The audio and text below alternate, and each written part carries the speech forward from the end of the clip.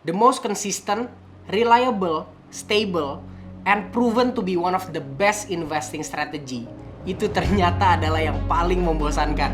Ladies and gentlemen, welcome to Wayne Investment. Now we are talking about the boring investing strategy.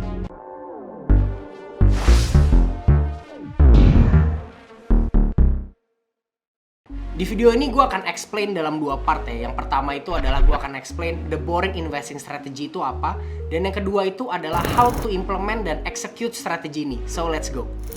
Oke guys, kita masuk dulu ke dalam reasonnya ya. Kenapa gue mau introduce strategi investasi yang mungkin di zaman modern ini tuh sudah mulai ditinggalkan. Since COVID, jumlah investor itu tuh nambahnya signifikan banget. Lu bayangin aja, di tahun 2019 jumlah investor itu ya mungkin cuma 2,5 juta. Tapi di tahun 2022 akhir, jumlah investor di Indonesia itu udah sampai 10 juta manusia. Dan peningkatan ini tuh sebenarnya nggak cuma di saham aja ya, tapi juga di reksadana, obligasi, dan aset-aset lainnya. Dan yang paling menariknya guys, 81% dari investor ini adalah millennials and Gen Z. Dengan total aset mencapai 197 triliun. Jadi siapa bilang anak muda tuh nggak kaya? Ya of course this is a good thing ya untuk sektor investasi. Cuman masalahnya pertumbuhan jumlah investor ini tuh nggak dibarengi dengan financial literacy yang tepat. Makanya kita baru merasakan imbasnya di tahun 2023 ini guys.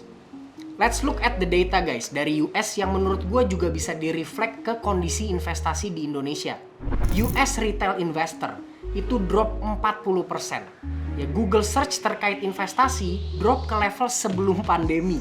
Ya dan total loss dari retail investors mencapai 350 miliar US dollar. Dan secara rata-rata portofolio itu mereka turun 44%. This is a scary numbers guys. Dan ini menunjukkan bahwa retail investors itu leaving the market karena memang ruginya itu luar biasa. Kalau menurut pengamatan gua, ini semua bisa terjadi karena most of us investors yang entering the market during COVID period itu punya mentality yang terlalu agresif. Dan ditambah lagi, most of educators itu fokusnya kepada profitability without properly managing risk in investing. Ya konten-kontennya itu seputar saham gorengan, small caps, how to do fast trade, leverage trading.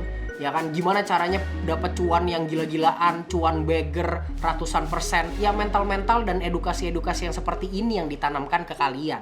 Show me the money! Show me the money! Ya all di strategy itu memang bagus di kondisi market yang super bullish, tapi nggak akan sustainable in the long run.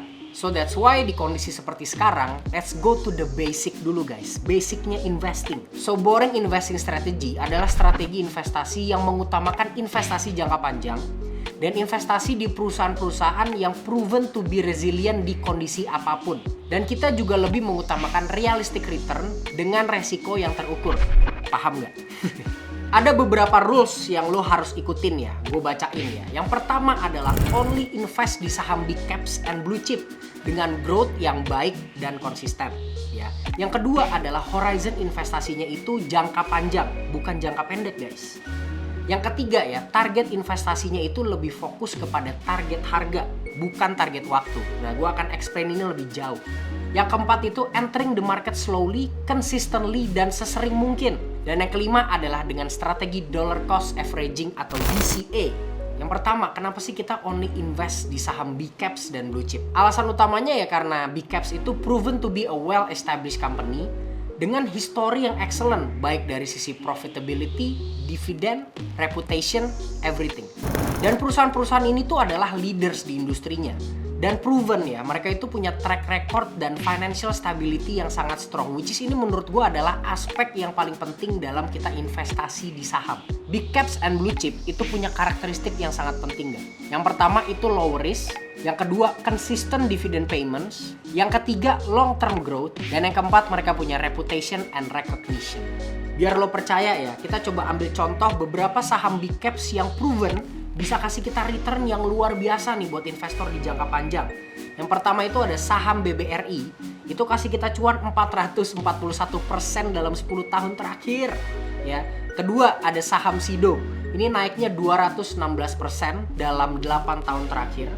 Ada saham Adaro, naiknya 329% di highest levelnya Dan sekarang itu up-nya udah 194% dalam 10 tahun terakhir. Masa sih lu nggak mau cuan kayak gini? Banyaklah contoh saham-saham big caps itu tuh yang naik terus nih dalam jangka panjang. Meskipun memang ada beberapa juga saham big caps itu yang malah turun. Nah ini kenapa sih bisa terjadi? Kuncinya adalah growth. Meskipun perusahaan-perusahaan big caps ini proven bisa kasih profit yang luar biasa, belum tentu growth-nya, terutama growth dari sisi profitability itu tuh terus terjadi. Jadi lo harus pastiin kalau lo pilih saham big caps atau blue chip, itu adalah perusahaan yang masih punya growth yang luar biasa. Jangan seperti saham Unilever gitu contohnya. Yang kedua, kenapa sih kita harus investasi jangka panjang? Performance dari sebuah perusahaan, baik dari sisi growth ataupun profitnya, itu akan lebih terefleksi ke harga saham di jangka panjang, bukan jangka pendek. Kalau jangka pendek itu hanya sebuah pergerakan bandar dan investor-investor seperti kita nih, trader-trader. True to be told, pergerakan saham jangka pendek itu tidak mencerminkan fundamentalnya, jadi ya susah diprediksi sebenarnya. Jadi mau kita gambar chart kayak gimana ya, mau sampai kayak lukisan Picasso atau kayak coret-coretan anak SD, ya pada akhirnya kita juga nggak tahu harga saham itu akan naik atau turun dalam jangka pendek. Nggak akan ada yang tahu. Yang ketiga ya, fokus ke target harga, bukan ke target waktu. Maksudnya gimana nih? Kadang-kadang tuh ya, skenario investor zaman sekarang tuh suka kayak gini. Dikasih tahu nih, beli saham BBRI dengan target harga 5.500. Pertanyaan selalu yang muncul adalah 5.500 itu tuh kapan ya? Berapa lama ya? Ya jawabannya who the knows man. Kalau sampai ada orang yang bilang dia tahu saham itu harganya bisa sampai di berapa dan kapan waktunya, satu kata buat lu, sotoy. So instead of lu fokus kapan nih saham nyampe ke targetnya, lu better fokus untuk akumulasi saham ini terus selama harganya itu masih di bawah harga target price lu. Simple kan? Dan satu lagi ya, portofolio lu itu harus di-manage secara aktif. Bukan artinya lu beli saham terus lu tidur 10 tahun, 20 tahun gak lu apa-apain, gak lu analisa lebih jauh, gak lu taking profit. Jadi kalau ada saham lu yang sudah mencapai target price yang lu tentukan, jangan lupa untuk dibuang dulu lah sebagian. Dan lu berharap harga sahamnya akan turun lagi so you can buy more cheaply. Dan yang paling penting adalah lu sudah merealisasikan profit lu.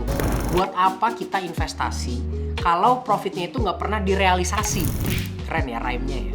Next, kenapa sih kita harus enter the market slowly dan melakukan dollar cost averaging? Sejujurnya, we never truly knows arah market itu tuh akan kemana. Terlebih lagi kondisi ekonomi ke depan itu akan seperti apa. So instead of lu masuk ke satu harga nih, better lu masuk pelan-pelan, budgetnya disesuaikan setiap bulan lu bisa invest berapa, dan lu lakukan itu secara konsisten untuk investasi jangka panjang. Ingat kata gue baik-baik guys, there is no rush in buying stocks. Kalau memang saham yang lu beli itu fundamentalnya bagus, lu tuh harusnya nggak khawatir ketinggalan harga. Sekarang kita coba implement yuk, kira-kira boring investing strategy itu portofolionya seperti apa. Tapi of course ini hanya sebuah contoh yang menurut gue komposisinya pas. Selebihnya ini semua terserah dari lu dan ini bukan saran untuk jual ataupun beli saham. So disclaimer on ya. If you look at the portfolio, majority memang kita fokus ke saham-saham yang relatif besar ya. That's why mostly portofolio gue ini fokusnya tuh di banks. Karena udah jelas proven to be one of the strongest and the biggest sector in Indonesia. Nah ini selebihnya gue diversifikasi nih ke sektor consumer. Ada mining, ada telco, ada tech. Ya saham-saham yang gue pilih ini juga mostly adalah yang leading di sektornya. Dan salah satu kriteria yang gue kedepankan adalah gue yakin perusahaan-perusahaan yang gue pilih ini memiliki growth yang luar biasa selama beberapa tahun ke depan. Jadi kalau lu udah set portofolio lu kayak gini, fokusnya sekarang adalah keep on buying the stocks for years to come. Jangan dikit-dikit diganti. Besok pengen beli saham A, saham B, saham C, saham D. Ya kalau kayak gitu-gitu terus ya kapan lu mau cuan ratusan persen, nggak bisa. Now the big questions. Dengan investasi di portofolio yang seperti ini, returnnya tuh kayak gimana sih? Ternyata guys, cukup spektakuler. Oke, jadi skenarionya tuh gini guys, gue bacain. Gue punya skenario di mana gue invest 100 juta dulu nih di awal. Ya, dan gue komitmen untuk top up 2 juta rupiah setiap bulannya. Ya, nah realistisnya setiap tahun pasti income kita tuh bertambah dong, nggak bakal cuman di situ-situ aja. Kalau di situ-situ aja berarti ya ada masalah dengan karir lo. Makanya gue juga consider hal ini, jadi top up amount gue itu akan gue tambah 10% setiap tahunnya sampai ke 10 tahun ke depan. Dengan komposisi portofolio di atas, gue hitung nih rata-rata return berdasarkan average ROE dari masing-masing saham di 10 tahun terakhir. Dan hasilnya, return per tahun yang gue dapetin itu 17,67%. Menurut gue sih ini return yang sangat masuk akal dan good enough ya. So here comes the interesting part guys. Kalau lu komit ke investing strategy ini, investment lo dari 100 juta rupiah itu bisa jadi 1,4 miliar rupiah. Bahkan hampir 1,5 M. Gila gak sih? Mimpi apa gue? 10 tahun tiba-tiba dapat 1,5 M. Mau mimpi yang cukup indah sebenarnya. Lu bayangin ya, kalau lu bisa komit invest jauh lebih besar lagi dari nominal yang udah kita bicarakan. Lu bayangin, dalam 10 tahun ini, kekayaan lu itu bisa jadi berapa? Menurut gua, strategi investasi kayak gini itu adalah cara paling realistis untuk menjadi orang kaya dari investasi. Bukan dari yang goreng-gorengan, bukan dari yang sekali-sekali cuan, sekali-sekali rugi. Bukan itu guys, ini yang paling benar. Well guys, that's about it ya tentang the boring investing strategy. I think at this current state of the market and I think for another few years, kita itu harus move on dulu dari strategi investasi yang terlalu agresif. Return itu sudah tidak lagi menjadi the single most important thing dalam investasi. Tapi gimana sih caranya kita managing risk dan kita build sustainable portfolio in the long run supaya kita tuh cuannya nggak cuma 1 tahun, 2 tahun, tapi bisa seterusnya selama kita investasi kita cuan terus. Dan semua portofolio yang strong and sustainable itu pasti pondasinya adalah perusahaan yang kuat, sehat, dan teruji sudah melewati semua badai rintangan dan dinamika yang terjadi di industri dan ekonomi di dunia ini guys. So what do you think about this strategy guys? Apakah lu orang yang cocok untuk mengadopsi the boring investing strategy ini? Jangan lupa untuk komen, siapa tahu lu punya strategi-strategi investasi lainnya yang bisa lu share ke teman-teman investor. Dan jangan lupa untuk dukung gue juga dengan like, subscribe, dan share video ini ke teman dan keluarga lu semua. Thank you for watching WN Investment. Semoga materi ini bermanfaat buat kalian semua. Thank you guys.